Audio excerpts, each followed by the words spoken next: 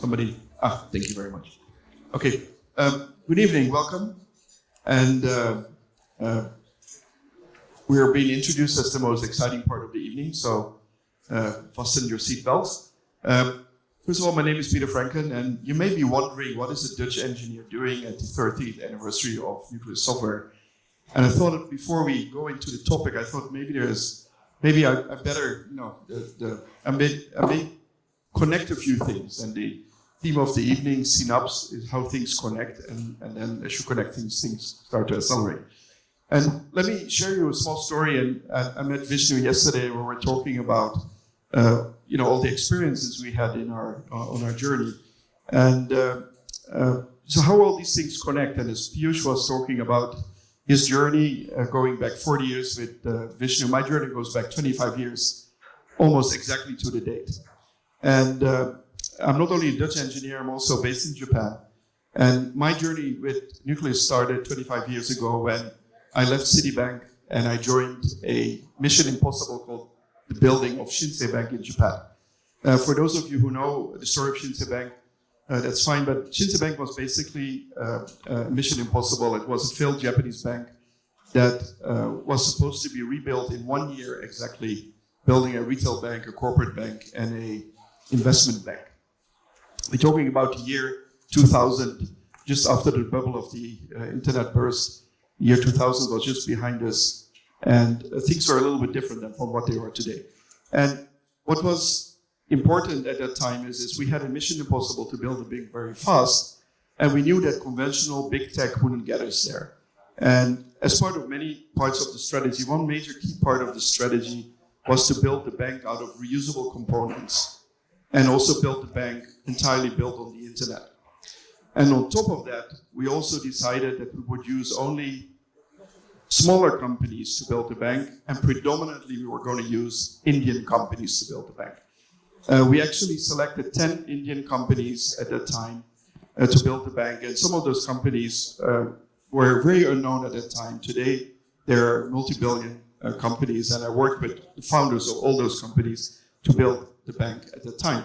One of those small companies was Nucleus Software, and we not only wanted to build the bank out of small components, we also had to build it very fast. And one of the things was that we had to mobilize tremendous amount of engineers. We ended up mobilizing about 1,500 Indian engineers to build the bank, which represented, believe it or not, 25% of all software export in the year 2000 was the Shinsei project.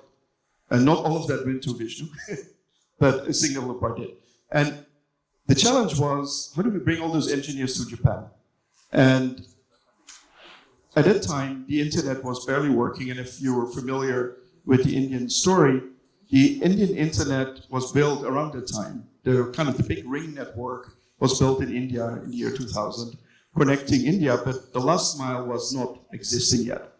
And the Japanese government wasn't very helpful. It was very hard to get visas for Indian engineers at the time. So there was no way to move all that power over to Japan, because by the time we would have everybody there, the 1 year would have passed. So we said, let's project the power of India through the internet. At that time, teleconferencing technology, as you probably remember, was only limited to the boardroom. It was limited to dial-up lines. It was very expensive. But we decided that we would connect Indian engineers to Japan using the technology. And Vijay, as you probably remember, we came up with the crazy idea to run a 24/7 window on India. And we used the same expensive equipment to connect to India. But there was one big problem. The last mile wasn't working in India yet. And then with the help of Vishnu, we actually reached out to the Minister of Telecommunications, if I'm not mistaken, to say, you have to fix the last mile. And I think at that time, we connected Noida as probably as one of the first parts in India to be connected directly to the big backbone. In order to run the teleconferencing system that connected Japanese engineers with engineers in Noida so they could connect to each other 24/7 to work on Mission Impossible. And long story short, we built the bank in 1 year. All the 1,500 engineers, not only from Nucleus, connected through that pipe. And I think, in a way, we laid the first brick for the India stack at least we accelerated maybe the first brick to the India stack. And that leads me to today's topic around the amazing transformation of India. But as all things happen, the beginnings are always very hard and slow. But once acceleration happens, things are truly amazing. I think Piyush in his speech talked about the amazing transformation, but also that transformation is also very much the story of India. And today I would like to talk a little bit about the India stack and how that has, I think, in an amazing way transformed India over the past 5 years or so. And I would like to start with my first question to Rai. And basically, if we look at India's digital public infrastructure, including Aadhaar, UPI, ONDC, and so forth, it really has revolutionized the access to services, enabling financial inclusion for over 400 million unbanked individuals and processing more than 500 million UPI transactions per day. My question is that what key lessons from India's success can be applied globally to accelerate the adoption of digital public infrastructure? Thank you, Peter. It's wonderful to be here this evening among distinguished luminaries who have been in this field for a long time. And I'd start by congratulating the gentleman on my left, who pioneered the agreement between the Monetary Authority of Singapore and the Bank of India in signing a deal for which could be described as a major boost to cross-border payments between the two countries. UPI was linked with the Singapore system. So I think India gained in a certain way when destinies of nations are written such that if nature closes a door in your face, a window is open. As Piyush mentioned to it, COVID brought to India certain compulsions because of which the inaccessible areas, underbanked public, and huge amount of literacy, unilliterate people were introduced to banking in a very digital form was a remarkable contribution that the Indian government took. Such that last year, in a G20 declaration, when under India's presidency, India was asked to prepare a global, a global digital public infrastructure repository. And this is between the G20 countries, and it is also open to any other country which would like to join. It's totally voluntary, and I think it has been a great contribution made by India in a large number of ways. Now, what were the key lessons that we did? Number one was this scalability open source. When UPI was created, the platform was created, in the DPI system itself, built an open source, interoperable, and platform that promoted seamless integration to stakeholders. And this was available to the entire business community, the banking community, or any of these things. In addition to that was the fact that the government acted as an enabler. At no point of time did government become competitive or in implementation. This was open to the private sector. It was open to anybody who would like to piggyback upon it, and to that extent, it has bring about diverse usage to it. The core to the entire system was inclusion, and inclusion at all levels of the banking hierarchy. People in areas which I called inaccessible earlier, people in areas which did not have access to banking, of any kind of banking, let alone digital banking. And the biggest facilitator or the plus point of it was those people who were intimidated by walking into a branch or a branch network, where sitting at home using a POS system and able to do the banking on their own.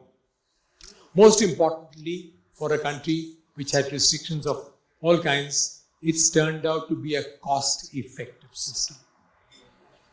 And again, with private sector piggy banking upon it, the system has built itself to a very robust operation, with the result that today it is being pervaded to a large number of other countries. It has come to Singapore, it has gone to the Middle East. And the next issue was, which I mentioned, localized solutions were available to the public which were wanting it, in different forms, in different places. India, the diversity is so extreme that one size does not fit all. And you have to approach the people depending upon the requirement of that particular region or whatever it is. To that extent, the system offered itself very uniquely. It was acceptable to everybody and has helped transform banking to a population which were not aware of it or did not have access to it in a very large number of ways. I think I'll stop now at this level and continue on. Thank you very much. And I think scale is actually a driver that causes innovation to go in a very different way than if you have to think about a smaller scale. I would like to go to Swapnendu and talk a little bit about that. Recent estimates suggest that investments in digital public infrastructure could add over 3 trillion to global GDP by 2030, and that's not that far away anymore. And with initiatives like India's Aadhaar and UPI transforming access to financial and social services. Right. Similarly, Singapore's Pay Now process over many of the transactions in Singapore these days, with over more than 100 billion Singapore dollars in cumulative transactions. This has kind of set a global benchmark with its cross-border interoperability, such as the linkages with India's UPI and Thailand's PromptPay.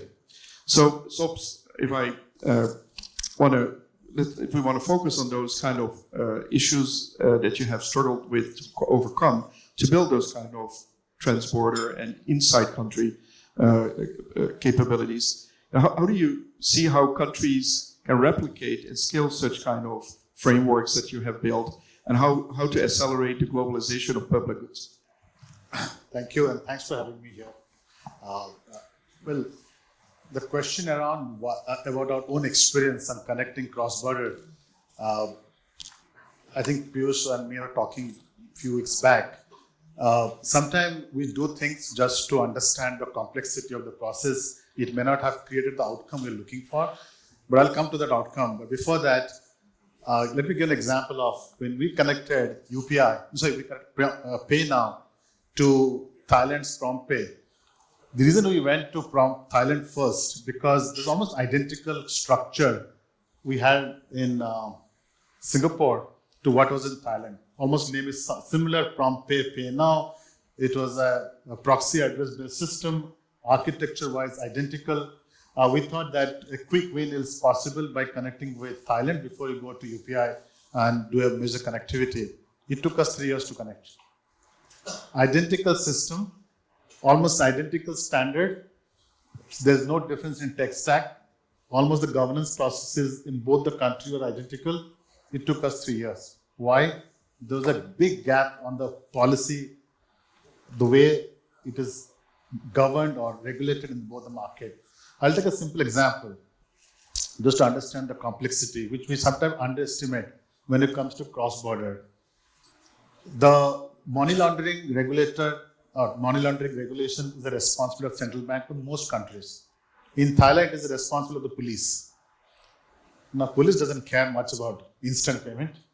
So how do you get them to align on a common goal that we need to transact instantly cross-border with few seconds of verification on system? So that's immediately took us 6 months to get them aligned. So this is an example of how legacy processes policy can become a huge challenge when it comes to cross-border connectivity. Now, anyway, we got that through, connected the system, and of course, the question banks will ask, where is the economic model behind this? And many a times we have invested in this infrastructure. The economic model may not be the one banks are looking for, but somehow we push through it. That's prompt pay now connectivity. There is some volume in that corridor. So we thought we'll go to India and hope the volume problem get resolved. So we went to UPI to connect our systems. And it took us almost 18 months to connect. And I'll share an incident that almost 2 weeks before the cutover, the whole connectivity was going to stop. Why? There's a legacy regulation in India for any data breaches outside India. There's a $50 million liability the operator has to carry. So imagine an operator sitting in Singapore has a hypothetical liability of $50 million coverage. The board will definitely say, forget about it. Don't even connect. So there are these examples, and there are many examples such where unrelated policies or related policy can become a huge block to connect these systems across the border. Even though identical system interests are aligned, my learning from that, there has to be a political willpower to connect cross-border because it involves a lot of policy to be overcome, to be allowed to temporary measures to allow certain exceptions to go through. And it's not easy. So we then connected to Malaysia, which was relatively simpler. Then we realized this bilateral connectivity is not going to work. It's expensive. It doesn't make sense.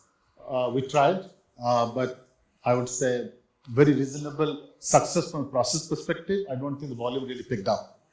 So then this became a template for the BIS to pick it up and come with a project called Project Nexus, where they're building an alternate multi-party connectivity using a simpler architecture to allow countries to participate. Now, why BIS got interested? Because there is an underlying demand for an alternate payment network needs to be developed when countries are looking for alternate to SWIFT, so that in times of crisis, this can be a fallback alternate. My sense is that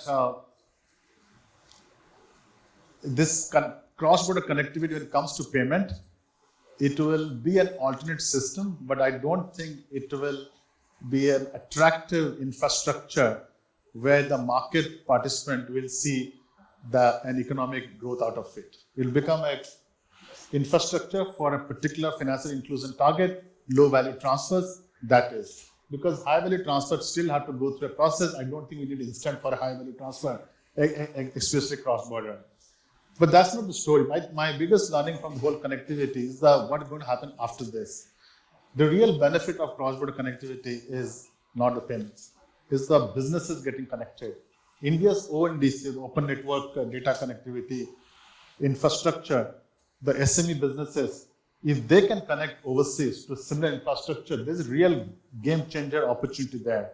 This experience of connecting payment system becomes the infrastructure for the businesses to connect to the ONDC network outside India. Singapore also became the first country to connect a system in Singapore to the open network data connectivity of businesses in India. So I think that's where the future is going to go, where the businesses get connected, buyers, suppliers are able to talk to each other, able to exchange trusted credential data between the parties. Then this cross-border payment infrastructure get integrated to that. On top of that, you integrate the identity system, the data, business identity and individual identity system. When you bring the whole stack together, that's where the real opportunity will kick in. So that's something I think, in my mind, 3 to 4 years from now, hope that kicks in. But let me close this cross-border connectivity from just to extend what Piyush was talking about on the tokenizing piece. The real value for us actually is in the settlement part. I think connecting payment messages, banks can do within their own network. They can solve the issue. The real issue is settling. And if central banks can find a way to open up a common ledger using this cross-border connectivity, allowing domestic settlement using shared central bank ledger, that can be a bit of game changer because that reduces the cost of cross-border transfer for the banks. I think that's where I think the big opportunity lies when it comes to cross-border connectivity. And that's where the wholesale central bank digital currency come into play. So then, thank you very much. And your journey reminds me of a question I once in a while get is that, why is it so hard to build a bank? Isn't it just an app? And And the thing is most people only see the happy path.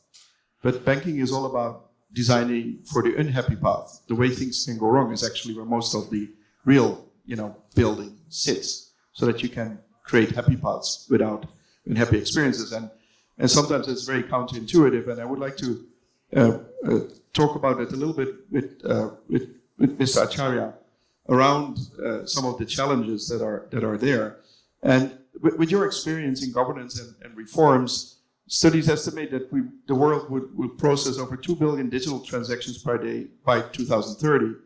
Yet the rapid growth of cyber fraud poses a significant threat to this progress. For instance, initiatives like digital arrests aim to enhance cybersecurity and digital literacy.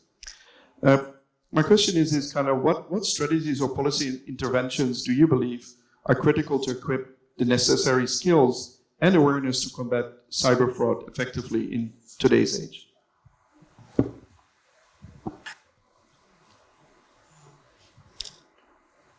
Listening to your question, I think there are two dimensions to it. One is the user side, which is prone to cyber fraud and their non-understanding of the digital system. And to some extent, a certain weakness to try and take advantage of something which they don't fully understand. Now that is something which I think education should address and is in the process of addressing. On the other side is the creators of this who make it a very important part of their creative activity. In both cases, in India especially, we've had a good experience of both. As far as the users are concerned, it's now stopped becoming daily news items to state that there has been a fraud that's been created here or in other place. Despite regulatory authorities issuing notices on our WhatsApp messages to state that they don't ask for digital information, but yet when perfectly normal people like you and I receive this very suddenly at a time when there's some kind of weakness in ourselves, we tend to part with information which we are not supposed to part with. So that I find is something which is a self-learning system which is being brought into a situation like that of India. As far as the side of the creator is concerned, the creator is extremely conscious about this matter, and it is basically their bread and butter that security is something that they take care of. And I think a lot of time, a lot of effort, and a lot of concern is exercised, and with experience being shared around the world of development, this is definitely a situation which the country and Nucleus is very, very conscious. Thank you very much. And that moves us to Vishnu. And, there's no doubt that Nucleus Software has played a significant role in providing enterprise software that helps manage retail and corporate assets worth over $1,200 billion across 50 plus countries, serving over 200 global financial institutions. And, frankly speaking, if I go back 25 years ago, your progress has been phenomenal. And that progress also was very much part of staying focused and staying humble and staying true to your cause. And I'm amazed to meet many of your staff today that were on that project 25 years ago that you allowed to grow with you and build this amazing business. And as a visionary entrepreneur and leader with your vast experience, what role do you believe private enterprises can play in creating sustainable pathways for globalizing public goods. Thanks, Peter. I think the way we have seen in the industry a model where open source has become some sort of a commercial activity. We've seen it in a number of open source examples, and when we talk about digital public infrastructure, we can look at it exactly in the similar manner, and private players can start leveraging this kind of digital public infrastructure to be taken to small countries where they have in fact a much more acute need for something of this nature. And as we are talking to various countries, we experience that the success that we have achieved in India on both national identity as well as on payments is something that a whole lot of countries are looking for. And that's where creators of this public digital public infrastructures, they would not be able to take it to the remotest corner of the world, and that's where private enterprises would can play a very robust role in making sure that this gets created, this digital public infrastructure gets replicated, and of course what Swapnendu talked about, those are the factors that we will have to address beforehand before we can talk about cross-border connectivity. That's the way I look at it. Vishnu, thank you very much. And I think that the journey is only starting now. I think the acceleration of technology and how it can be used and replicated started with open source, but today Pius talked about extensively about APIs. And SOPS, I remember 10 years ago or almost 10 years ago, we talked about APIs and we had to really explain to people what that was about. And SOPS, the last question is for you. And while we were having cocktails outside, everybody was wondering about you. And you launched the Global Finance and Technology Network at the Singapore FinTech Festival together with Ravi Menon. And I would say that the question is here on the list, but I think the question is also from the audience in many ways. What is the Global Finance and Technology Network? And more specifically, what is your vision around it and how can that drive the tech industry and specifically also the India opportunity along? Well, I kind of answered to Vishnu's point that India cannot stick, and India cannot take the India stack as it is, go to a market, tell them, do it. It's not possible. I think in the last 10 years, we have seen that this is not practical. You can have one of the best success in the country from using a wonderful technology. Getting it to some other market is not that easy. Same for Singapore. Singapore with a pay now. We had the same aspiration that can we take outside. It didn't work. So I think the key learning for us is that we got to prepare a market to accept a new technology or a new idea. So GFTN primary goal would be to take all the last decade of policy experience, all the ecosystem building muscle memory we have now over 10 years with working in different countries. How do we convert this to an opportunity for many emerging markets where we can work with the counterparts, especially the government, central banks, and build the necessary conducive policy framework so that then once that is built, whether it's the Nucleus Software or it's the India stack, whoever the integrator is, can go and have a more meaningful dialogue. Because then it creates the necessary maturity in the market to even receive and understand this value of this infrastructure. This is one part. And again, coming back to Piyush's speech, the way he said his whole story, MAS regulation actually mirrors almost identical. 2018, he talks about API stack. I remember Piyush in Stanford University was presenting this huge API stack, almost identical, almost a year before. MAS first policy stance was on API architecture. Similarly, when it comes to tokenization, there's almost a parallel progress in the regulatory side, making policy choices involving technology almost same time as banks and fintechs are adopting technology. Normally, policymakers' response to technology change is almost a decade later. And by the time they make a policy response, the technology itself is legacy. So it doesn't work that efficiently. At least from MAS perspective, we try to make our policy changes as close to the technology shift, at least within the couple of years of the technology becoming part of the enterprise software, so that our policy response is more rooted to the change in industry, and it is driven by experimentation, not by writing or looking at papers.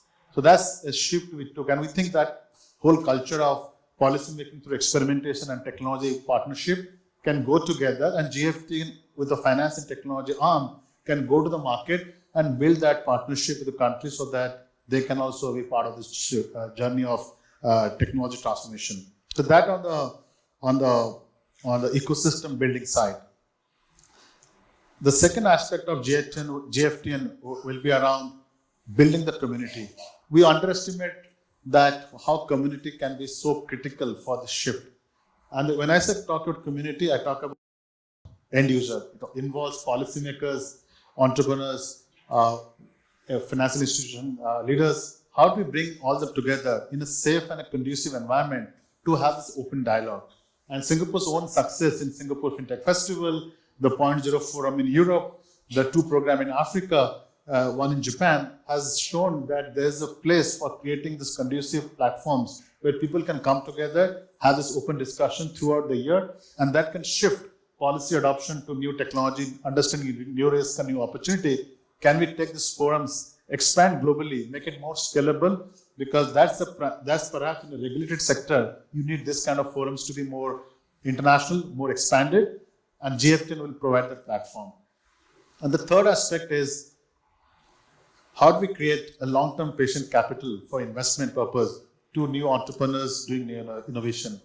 In Asian market, we still see a problem, especially VC money available to entrepreneurs who are building new solutions.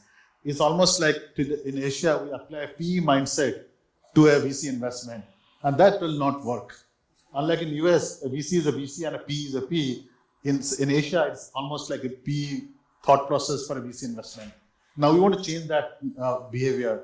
So GFTN Capital will build that long-term capital to create a necessary capital for the industry, for the sector, and all the entrepreneurs in the sector, startup industry, to be able to tap into the capital so that we can move forward this narrative. So somebody asked me that, what is your 5-second or 30-second elevator pitch for GFTN? Very bad line I said. We are affordable McKinsey, we are Sequoia for Global South, and we are World Economic Forum for everybody. So then, thank you very much, and I think we're all excited to be on that journey. I'm just looking at my host, if we should take some questions or we should continue questions over food and drinks. Is there? Yes, we have a question over there. Yes.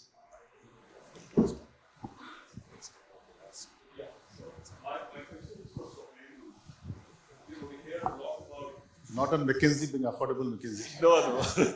We hear a lot about fintech and all that. But I believe GFTN will also have a green tech component. Yes. Can you tell us a little bit about that? Thanks for asking this. The fund itself has got 2 parts. There's a fintech part, there's a green climate tech part.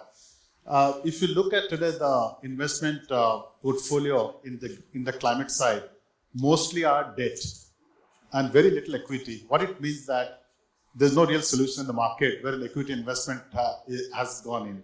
So mostly debt financing, projects have been financed. We want to create a capital where it can go and support solutions who are focused on climate finance or climate tech supporting sustainable finance. So that's one focus area.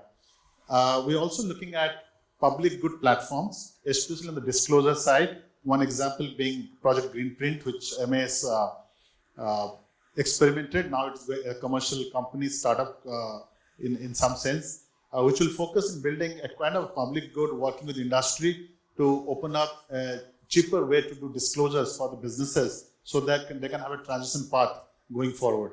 So that's on the platform side. Beyond that, I think there's a whole set of tech solutions which we need to look at, especially on the data center side. Because as we grow our digital footprint, the data centers are going to consume a lot of energy.